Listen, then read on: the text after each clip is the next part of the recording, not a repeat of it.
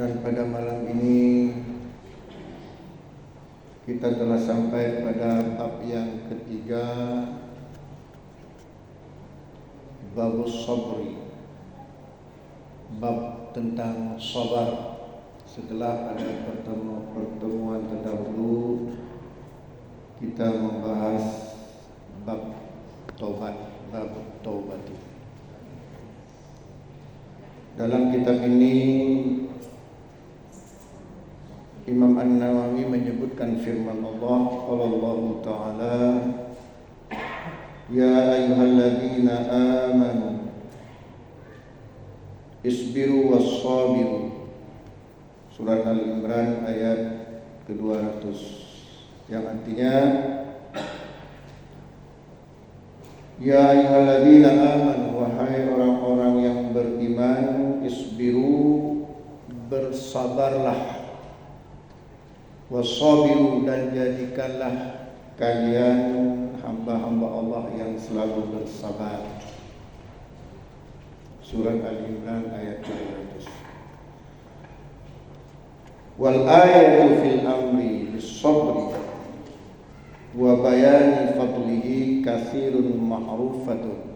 Jadi disebutkan bahwa ayat-ayat yang berhubungan dengan sabar, yang menyuruh, Allah menyuruh untuk bersabar kepada setiap hambanya, dan penjelasan keutamaannya itu banyak disebutkan dalam Al-Quran. Jadi hamba Allah, sabar itu para ulama membagi menjadi 3. Yang pertama disebut, ada yang tahu yang pertama? Sabar dalam menjalankan ketaatan kepada Allah. Ya. Jadi sabar itu ada 3 pada para ulama. Yang pertama, sabar dalam menjalankan ketaatan kepada Allah. Sebagaimana firman-Nya, wa'mur ahlaka bis-salati wastabir 'alaiha. Suruhlah keluargamu mengerjakan salat dan bersabar dalam menjalaninya. Sabar dalam ketaatan kepada Allah. Menyamana sabar-sabar kita, contoh ya, ketika kita berpuasa, saum, kalau kita tidak ada kesabaran, boleh ke rumah, boleh kada curi, ya, kada curu, atau marah-marah, anak ketupu kau tengok kau marah. Jadi perlu kesabaran. Jadi yang pertama apa? Sabar dalam menjalankan ketaatan kepada Allah.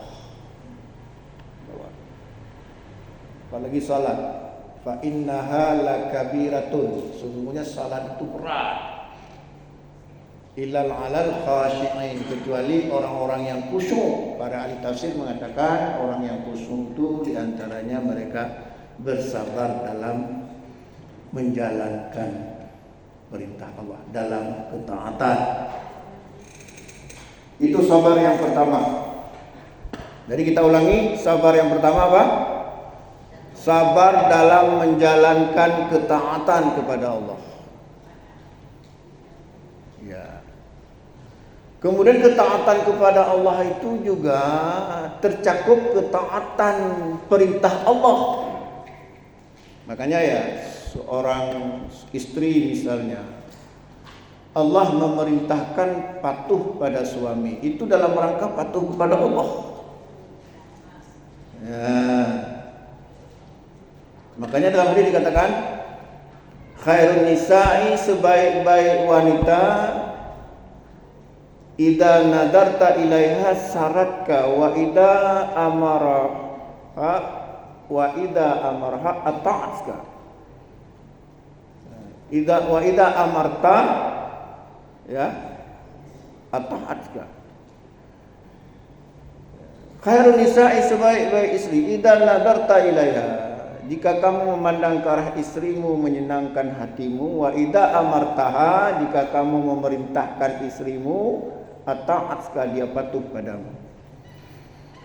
Patuh pada suami dalam rangka patuh pada Allah. Dan di situ perlu kesabaran. Kenapa?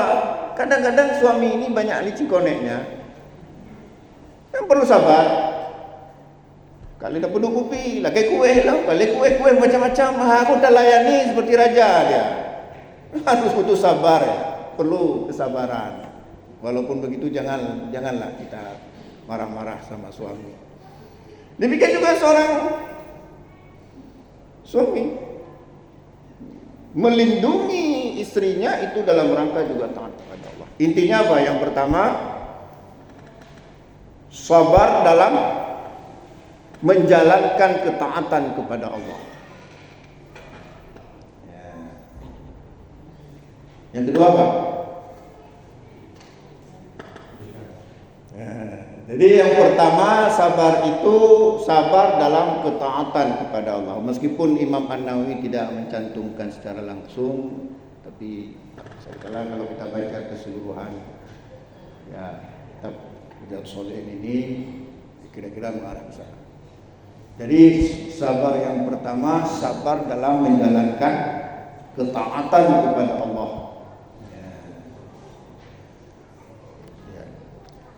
Sabar yang kedua adalah sabar dalam meninggalkan larangan Allah. Kalau sabar yang pertama tadi apa? Sabar dalam mematuhi perintah Allah, dalam taat pada Allah. Ya kan? Punya anak sabar-sabar. 50 juta naik haji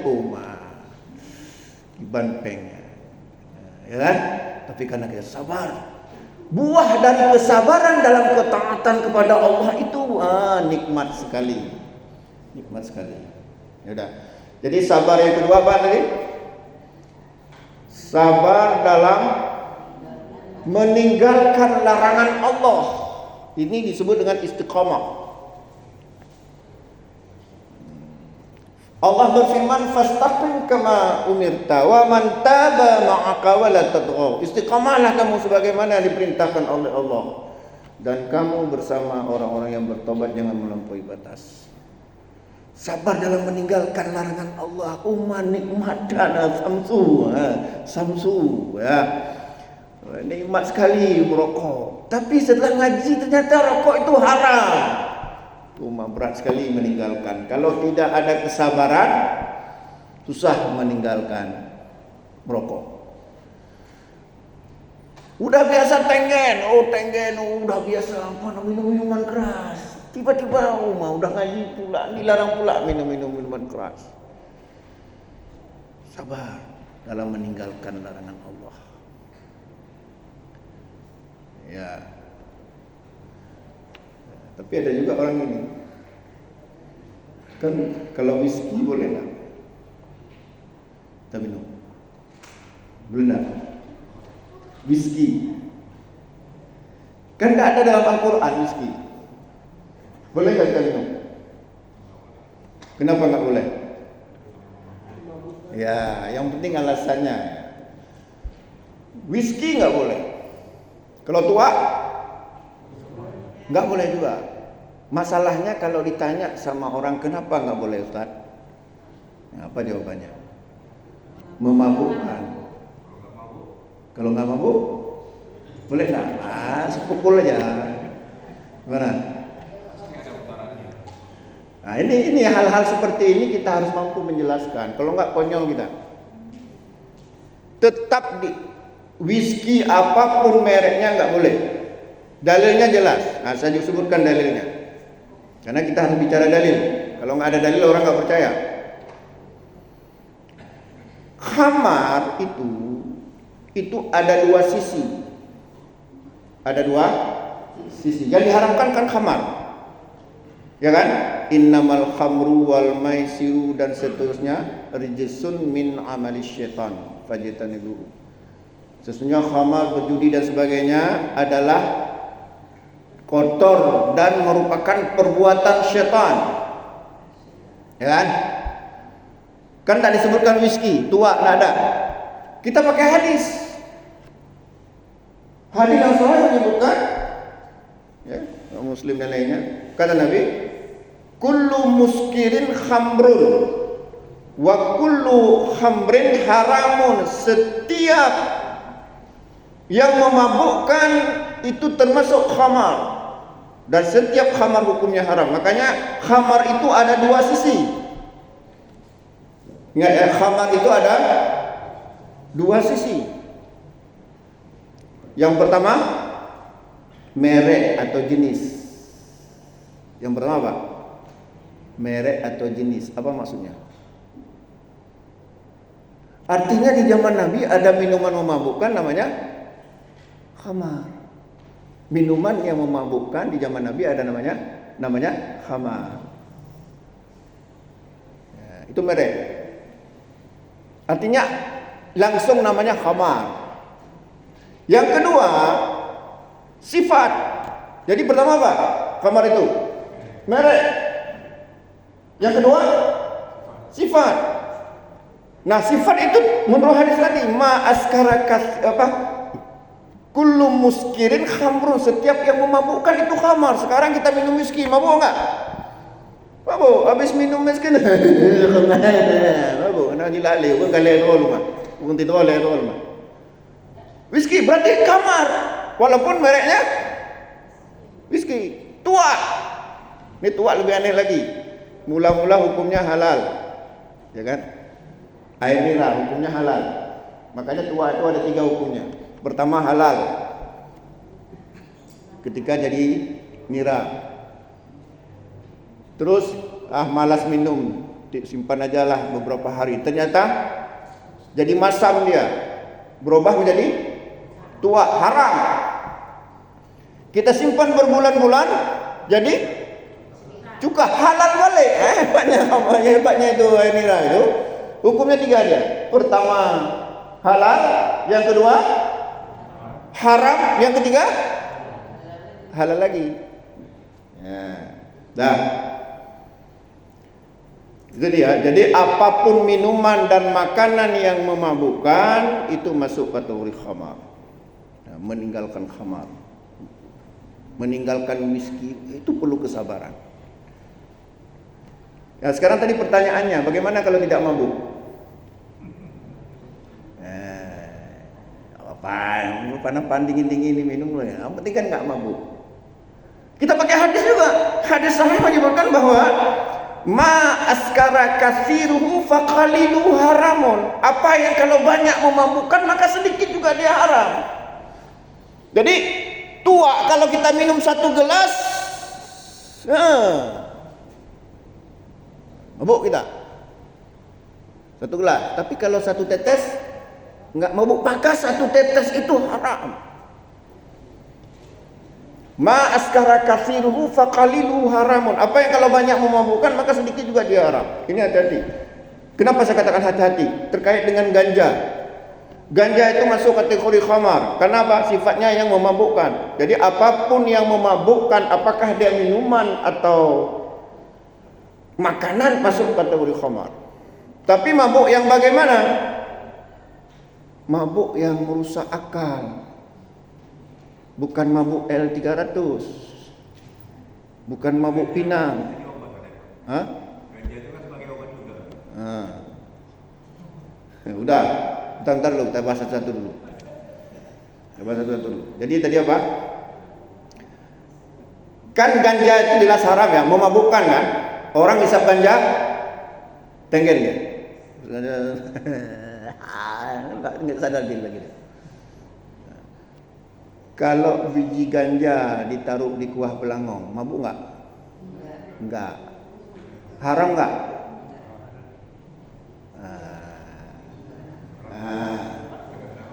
Kan? Saya ulangi ya.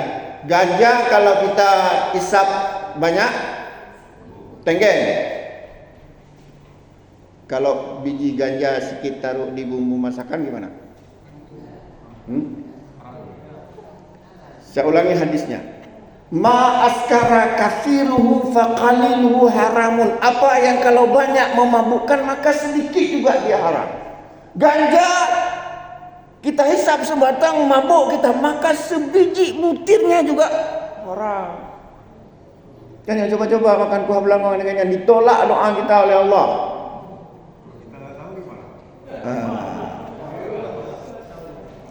nggak tahu atau pura-pura. Udahlah. Nah ini. Udahlah, itu masalah lain. Kita tidak bahas masalah makanan halal, minuman halal. Tapi ingin yang kita katakan, kalau sudah biasa kita tenggeng, itu perlu kesabaran meninggalkannya. Apalagi ya kena narkoba, kena rokok. Kalau rokok narkoba ringan kan, kalau morfin itu narkoba berat. Sabu-sabu. Itu perlu perjuangan keras untuk meninggalkannya. Kalau nggak kena itu ini apa istilahnya? Gok. Ada istilahnya bagi orang pecandu itu. Ada istilahnya. Kalau nggak didapat itu dia menggigil. Makanya dia kadang-kadang mau membunuh untuk mendapatkannya uang untuk beli sabu-sabu. Makanya kaya terus itu cukongnya, nggak akan pernah miskin. Sama kayak rokok. Tahu berapa putaran rokok di Aceh ini? Miliaran rupiah, puluhan miliar kalau nggak salah. Satu hari. Siapa yang kasih kaya mereka? Kita sendiri merokok di merokok. Kita sendiri yang merokok. Siapa yang merokok? Orang Aceh. Itu satu hari miliaran itu perputaran uang. Betul nggak kita? Itu baru satu merek rokok.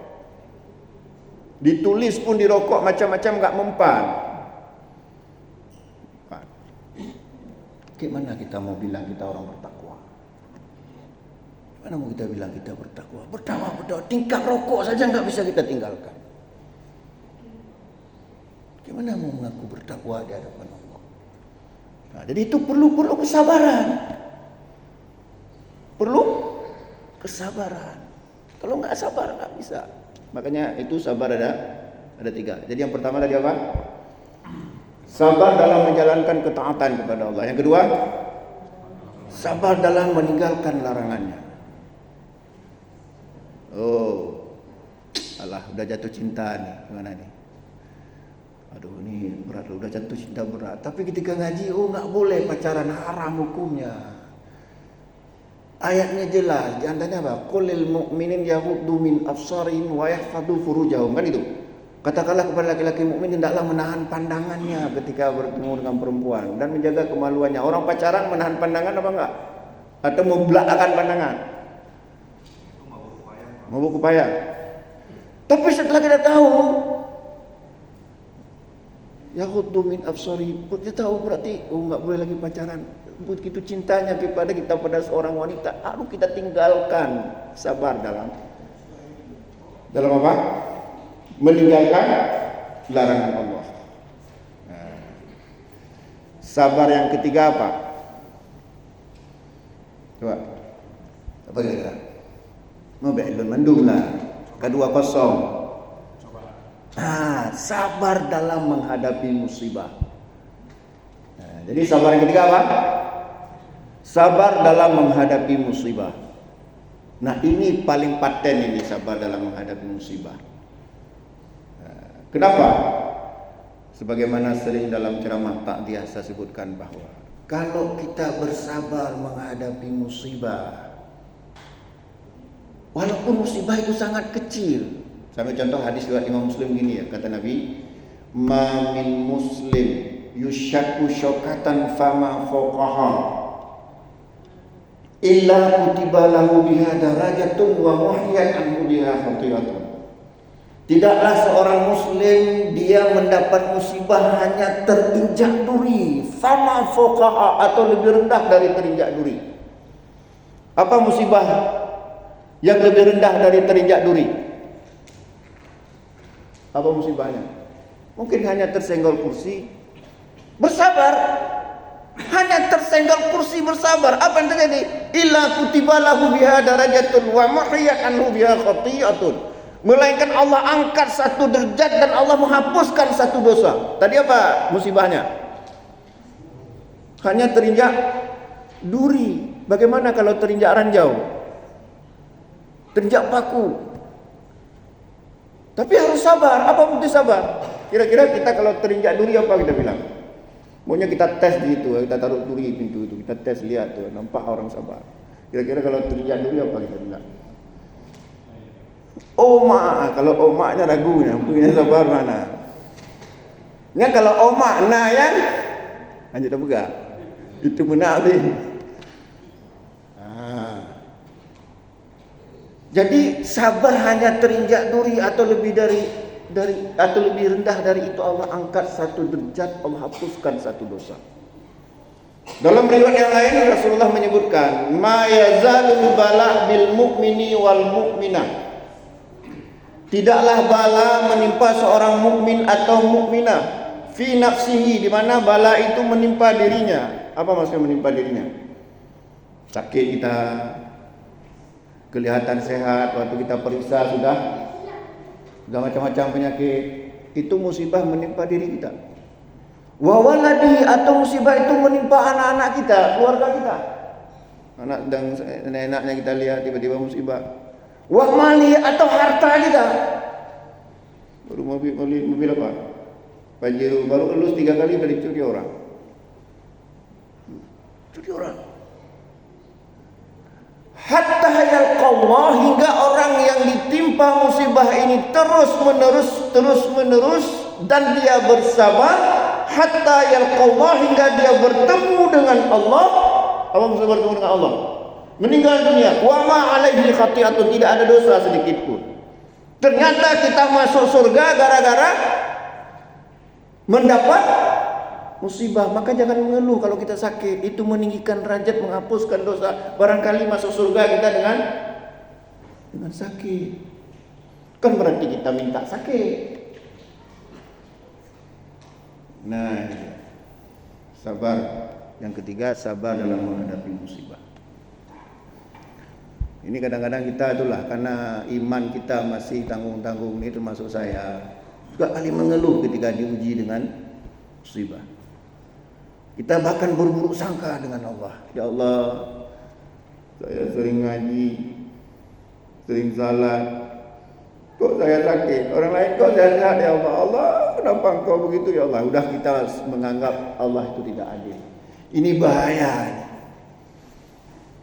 Kita lupa. Padahal Rasulullah telah bersabda, Innallaha idza ahabba qauman ibtalahum. Sesungguhnya Allah jika mencintai suatu kaum, Allah menguji kaum tersebut. Ya. Innallaha idza ahabba qauman ibtalahum. Sesungguhnya Allah jika mencintai suatu kaum, Allah menguji kaum tersebut. Faida radiyah, dan jika kaum itu reda dengan ujian dari Allah, falahu reda, maka Allah reda kepadanya, cinta kepada kaum tersebut. Faida saqita, apabila kaum tersebut ternyata marah, protes kepada Allah, falahu saqat, maka Allah pun murka kepadanya. Dengar. Ya, justru kadang-kadang kita diuji oleh Allah berbagai musibah, tanda sayang. Kenapa?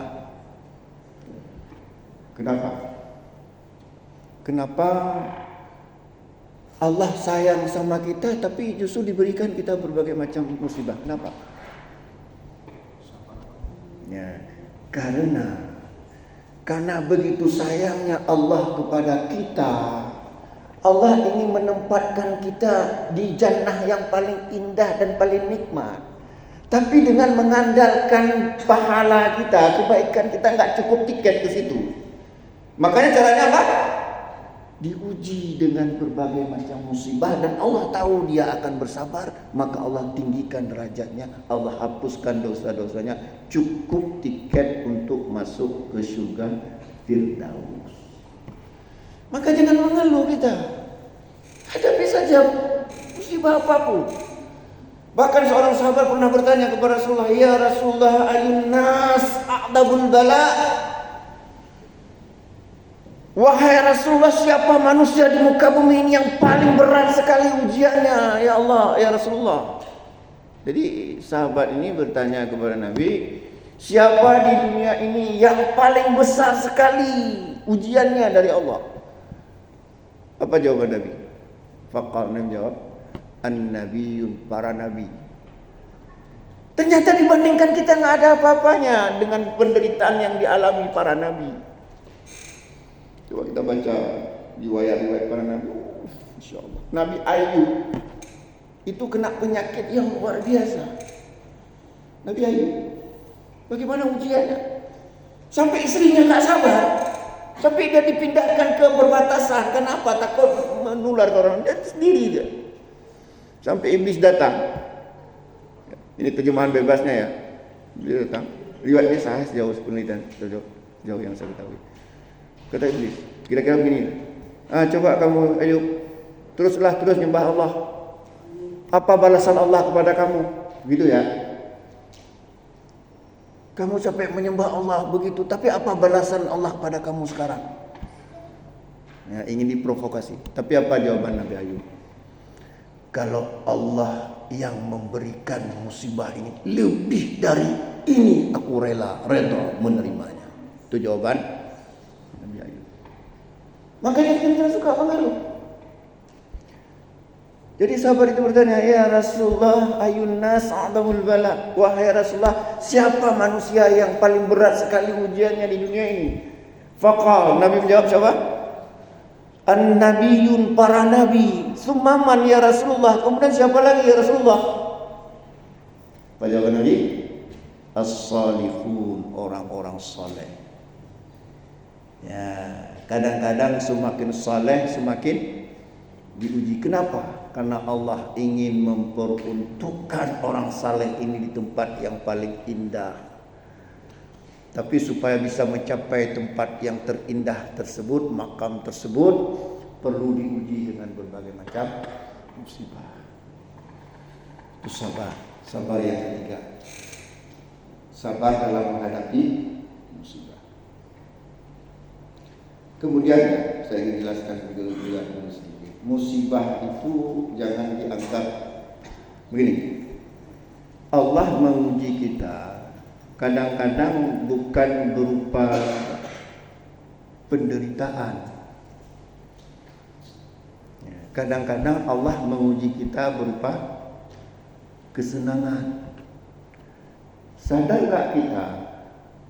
Ternyata kesenangan itu juga ujian dari Allah. Itu disebutkan oleh Allah dalam surat Al-Anbiya ayat 35. Allah berfirman, wa nabluukum bisyarri wal khairi fitnah. Kami uji kalian, kata Allah, dengan keburukan dan juga dengan kesenangan, dengan kebaikan sebagai fitnah. Jadi fitnah itu Allah uji. Fitnah itu maksudnya ujian. Allah uji dengan penderitaan dan juga dengan kesenangan. Sekarang saya tanya, mana berat Allah uji dengan penderitaan daripada dengan kesenangan? Mana berat? Berat penderitaan. Baik. Kalau Bapak kesenangan. Saya bilang paling berat diuji dengan kesenangan. Walaupun kita memilih diuji dengan walaupun kita suka diuji dengan kesenangan. Kenapa? Sekarang saya buktikan. Kalau orang diuji dengan penderitaan, misalnya sakit, apa yang keluar dari mulutnya? Ya Allah, sakit sekali ya Allah. Ada enggak kata-kata Allah? Diuji dengan kesenangan, ada kata-kata Allah keluar dari mulutnya? Lupa.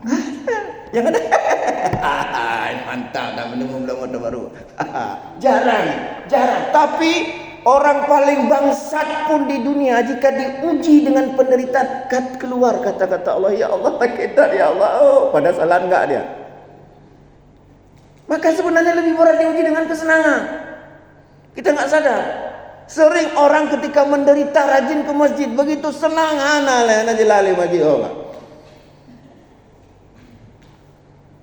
Ketika masih menderita setia sama istrinya, ketika dia hendak diuji dengan kesenangan, sudah ada macam-macam nomor HP untuk siapa-siapa pun.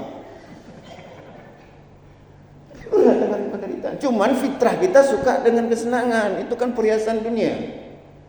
Kita cenderung kepada perhiasan dunia. Ya. Oke. Sekarang begini. Itu kan ujian. Kan ujian. Soalnya tadi apa? Soalnya penderitaan dan kesenangan. Namanya ujian kan harus ada soal. Ya kan?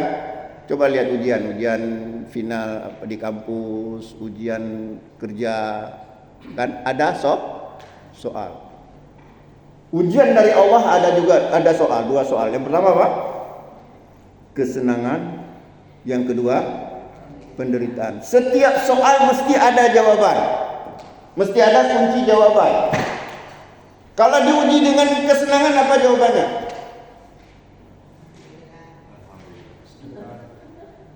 Syukur. Jawabannya apa? Syukur. Ini bocoran jawaban. Apa jawabannya? Syukur. Kalau Allah uji dengan kesenangan, soalnya berupa kesenangan, maka jawabannya kita bersyukur kepada Allah. Soal kedua apa? Penderitaan. Jika Allah ajukan soal berupa penderitaan, jawabannya sabar. Nah, inilah dalam riwayat Imam Muslim, ya, Nabi bersabda, ya, ajaban lil amril mu'mini, menakjubkan sekali urusan orang mukmin itu. Inna amrahu kullahu khairun, sesungguhnya seluruh urusannya semuanya baik. Wa laysa dzaka li ahadin illa lil mu'min, tidak seorang pun mendapatkan hal itu kecuali seorang mukmin. Kenapa sampai Nabi mengatakan ajaban? Kalau Nabi sudah mengatakan ajaban, ini sesuatu yang luar biasa. Kenapa? Ternyata kata Nabi, in asabat husarra, jika orang mukmin itu diuji dengan kesenangan, fasyakara, dia bersyukur kepada Allah, fakana khairallah, maka hal itu baik bagi dirinya. Jadi diuji dengan kesenangan, bersyukur. Bagaimana bersyukurnya nantilah, Bapak juga sudah tahu. Yang kedua kata Nabi, wa in asabathu dharra, jika diuji dengan penderitaan, fasabara, dia bersabar, fakana khairallah, maka hal itu juga baik bagi dirinya. Sampai Nabi mengatakan ajaban. Jadi mendapat kesenangan, bersyukur. Mendapat penderitaan, bersabar. Jangan kita balik. Mendapat penderitaan, berkeluh kesah, sampai orang yang rawat kita pun nggak mau lagi ngerawat. Lagi marah-marah, tidak kali kasih obat, mati aku ini. Nama orang urusnya, urus sendirilah. Nggak sabar. Ya, ada yang seperti itu, orang sakit. Ya. Nggak sabar, berkeluh kesah. Padahal sakitnya nggak seberapa, tapi ributnya satu kampung. Ya. Nggak, itu namanya nggak sabar. Atau begitu diuji dengan kesenangan, lupa daratan, lupa segala-galanya, lupa keluarga, mabuk sana, pulang tengah malam. Ini orang yang tidak lulus ujian. Nah inilah kira-kira, sebelum saya lanjutkan tentang sabar ini dalam kitab Mukhtasar Riyadhus Shalihin. Ada pertanyaan? Ya.